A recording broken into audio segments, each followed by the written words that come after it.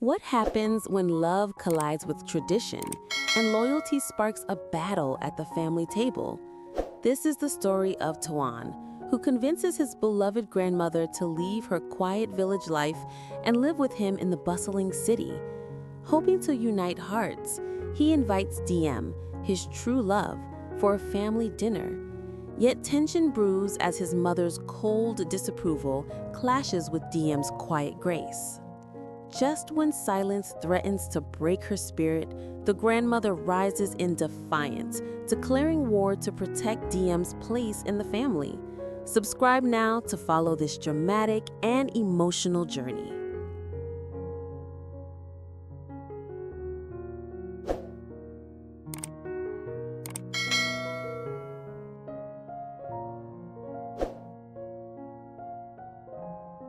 For months, Toan had carried a quiet worry in his heart, a longing that never seemed to settle. He loved the city where his career and dreams were unfolding, but he also thought constantly of his grandmother, the woman who had raised him with tenderness and discipline in equal measure.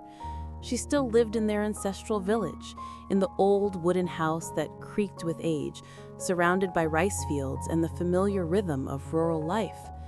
Every time Toan called her, he could hear in her voice the quiet solitude, the unspoken loneliness of growing old, while her children and grandchildren pursued their lives far away.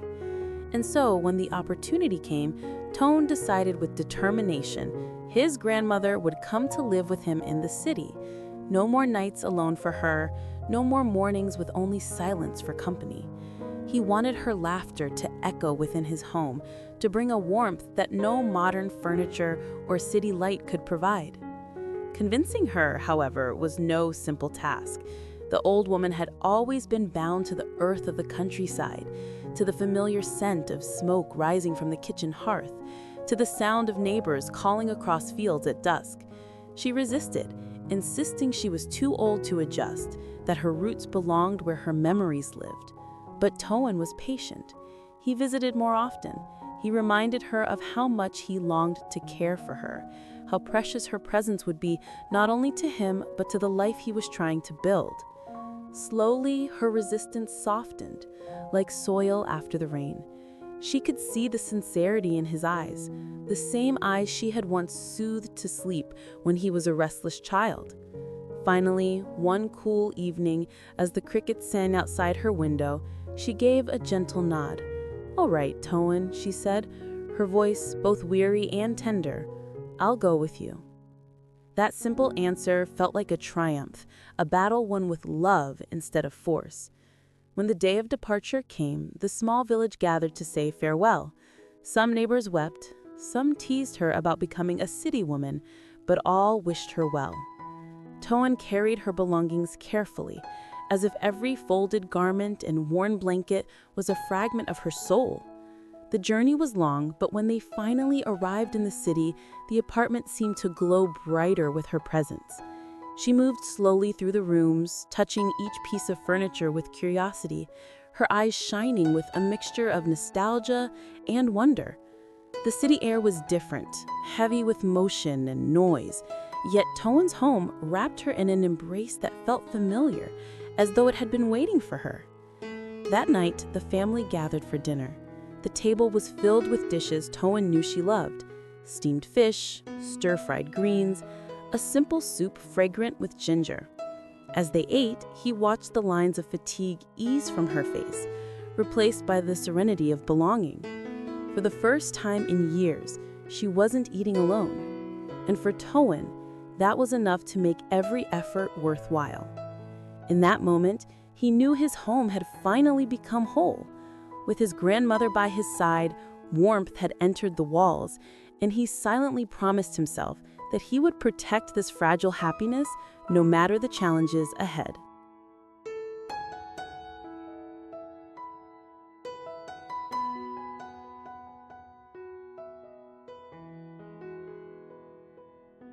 Yet, even as the apartment glowed with newfound warmth, a faint shadow lingered. Toan had arranged the following evening with great anticipation. He wanted Diem, the woman who had captured his heart, to join them for dinner. It was not merely a casual meal, it was a step forward, a moment of truth where love and family would sit face to face. He believed in Diem's gentle strength, her ability to win over hearts with her sincerity. But he also knew too well the stormy seas hidden beneath his mother's calm exterior. For years, his mother had harbored silent reservations about any woman who came too close to her son. In her eyes, no one was good enough, and Diem, despite her kindness, was no exception. The evening began with a sense of promise. Diem arrived with a bouquet of fresh lilies, their fragrance softening the air. She bowed politely, her smile warm yet modest, and offered the flowers to Toan's mother. The old woman accepted them with stiff hands, murmuring a brief acknowledgement, her lips curving only faintly before settling back into an expressionless line. Toan noticed it at once, the same subtle dismissal he had feared. He rushed to bridge the gap, pulling out a chair for Diem and urging her to sit beside him, hoping his enthusiasm would lift the mood. His grandmother, seated at the head of the table, gave Diem a reassuring smile, a silent blessing that whispered, "You are welcome here." As dishes were placed on the table, the air filled with the rich aroma of braised pork, pickled vegetables, and warm rice. Diem complimented every dish with genuine delight, praising Toan's mother for her skill. She spoke with care, her tone gentle, each word chosen to show respect. But his mother remained aloof, her responses short, her eyes often lowered to her plate rather than meeting Diem's gaze. When she did speak, her words carried an edge, sharp as a blade hidden beneath velvet. The city life can be very demanding, her voice calm but laced with implication. Not everyone is prepared to carry the burdens that come with it. Marriage, for example, is not just about affection. It is about endurance, sacrifice, and knowing one's place. Diem's cheeks flushed, though she kept her composure, lowering her gaze to her bowl of rice. Toan felt a tightness in his chest. He wanted to defend her, to cut through the veiled disapproval that weighed upon the table like an invisible hand pressing down. But he also feared that arguing would only deepen the rift. His grandmother's eyes flicked between them, sharp and knowing. The old woman, who had weathered a lifetime of unspoken tensions, could see the wound forming beneath the polite surface. The silence grew heavy. Chopsticks clinked against bowls in a rhythm that felt almost oppressive. Diem forced a small smile, answering with humility, "I understand, Auntie. I know love is not enough without responsibility. I am willing to learn and to endure." Her words were soft, yet they trembled with the weight of her sincerity. Still, Toan's mother only nodded faintly, offering no warmth in return. For Toan, the dinner felt like a battlefield disguised as a family meal. Every exchange was a duel of unspoken intentions. Every pause filled with tension. He reached under the table, gently squeezing Diem's hand in secret, trying to assure her that she was not alone. But the sadness in her eyes told him she felt the distance, the rejection, no matter how well she hid it behind courtesy. Across the table, his grandmother's lips pressed into a firm line.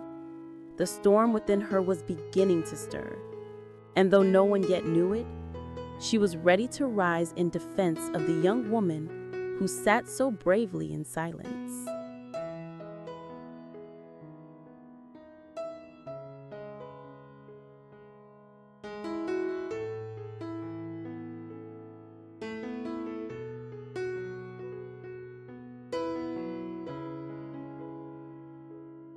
The fragile silence broke when Toan's grandmother slowly set her chopsticks down upon the table. The sound was soft, yet it carried the weight of finality, like the strike of a gavel in a courtroom. Her gaze, usually filled with kindness, sharpened into steel as it settled on her daughter-in-law. "Enough," she said. Her voice calm but commanding, the kind of tone that brooked no argument. The room stilled. Even the clatter of the city outside seemed to fade, leaving only the hum of tension that now crackled in the air. "You may think you speak out of wisdom," she continued, her eyes never wavering. "But what I hear is not caution, it is prejudice. This young woman has shown nothing but respect since she entered this house. She bowed to you, she praised your food, she sat quietly through your cold words without once losing her composure. If you cannot see her goodness, then perhaps it is your own heart that has clouded your vision." The words landed with a force no one at the table could ignore. Toan's mother stiffened, her lips tightening into a thin line. She'd never been openly challenged in her own home, least of all by the matriarch she had long respected yet feared. "Mother," she said slowly, her tone careful but laced with hurt pride, "I only speak because I care for my son. It is not wrong to want what is best for him." "What is best for him is not your suspicion nor your judgment. What is best for him is happiness, and I see that happiness when he looks at Dim. Do you not see it, or do you simply refuse to look?" Toan's breath caught. Beneath the table, he felt Dim's hand tremble in his, her nails pressing faintly into his palm. He glanced at her, seeing the sheen of unshed tears in her eyes, the fragile line of her lips as she struggled to remain composed. His heart ached, torn between gratitude for his grandmother's defense and fear that this battle might drive a deeper wedge in the family he loved. The mother's silence stretched, heavy and suffocating. She lowered her gaze, but her pride would not allow her to yield. "Love is fleeting," she muttered, more to herself than to anyone else. "What remains is duty, and duty must never be taken lightly." "Duty," the grandmother echoed, her voice rising with rare intensity. "Do not speak to me of duty. I have lived a lifetime bound by it. Marriage, sacrifice, raising children through hardship. But if there is one lesson I have learned, it is this: without love, duty becomes a prison. Do not build such a prison for your son, and do not chain this young woman with your doubts." Her words cut through the air like thunder, shaking the fragile walls of tension that had held the evening captive. Toan's mother drew in a breath, her shoulders stiff, her eyes flickering between her son and the woman who had raised him. For the first time, uncertainty clouded her proud expression.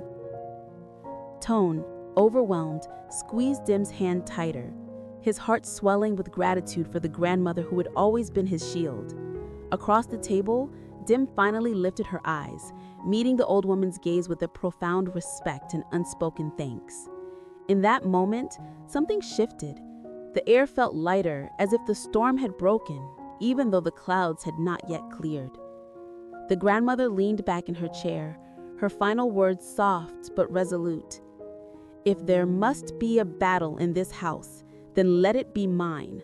I will stand between her and any cruelty, even if it comes from my own family.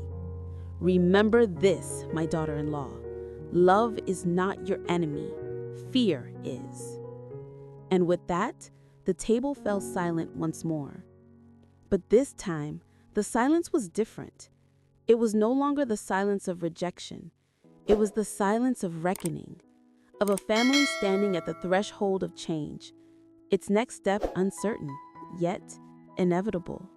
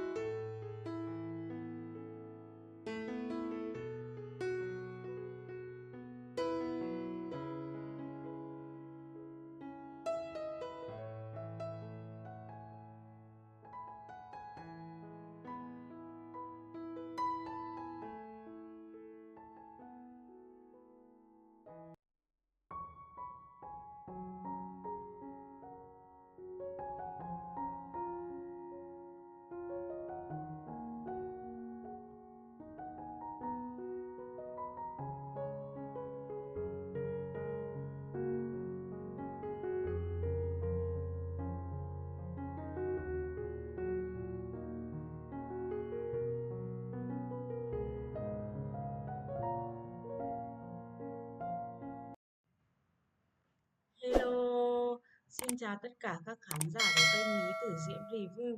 Rất vui vì ngày hôm nay lại được gặp lại các bạn trong tập phim ngày hôm nay. Trong tập phim ngày hôm nay thì bà nội của Toàn đã chuyển từ quê lên thành phố sống chung với gia đình Toàn cùng với Toàn, chị Thúy và mẹ của Toàn. Vậy trong quá trình sống chung như vậy thì bà nội của Toàn đã đứng ra bảo vệ Diễm và đấu tranh với mẹ của Toàn để bảo vệ cháu dâu tương lai của mình. Liệu rằng bà của Toàn có thuyết phục được mẹ của Toàn chấp nhận cho Diễm và Toàn đến bên nhau hay không? Tất cả sẽ được hé lộ vào các tập tiếp theo, sẽ được phát sóng hàng ngày vào lúc 6 giờ sáng trên kênh Lý Tử Diễm Review. Rất cảm ơn các bạn đã luôn theo dõi và ủng hộ kênh của mình. Xin chào và hẹn gặp lại. Bye bye!